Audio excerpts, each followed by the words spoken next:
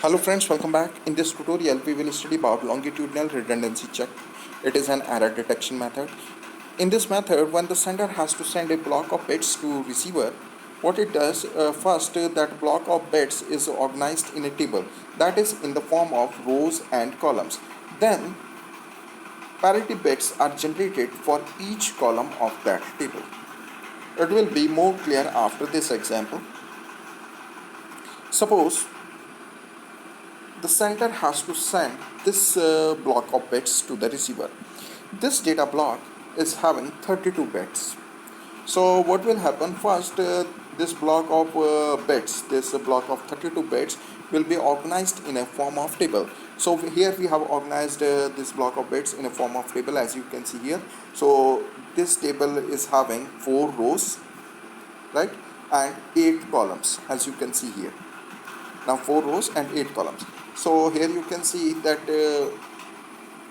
first 8 bits of this data block, they will form first row of the table, second 8 bits will form the second row of the table, and third 8 bits of the data block, they will form the third row of the table, and so on.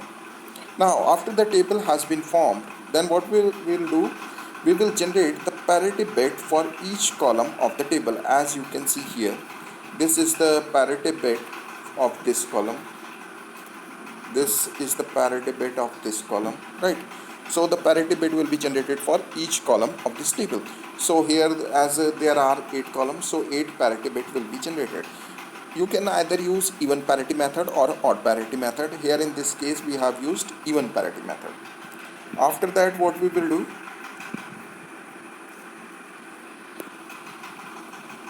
after this 8 parity bits have been generated. These are the parity bits of the whole data block, and these 8 bits will be added to the whole data block, as you can see here. So as you can see here, this is the original data block. As you can see, this is the original data block, and these 8 parity bits which we generated, they will be added to that data block, right?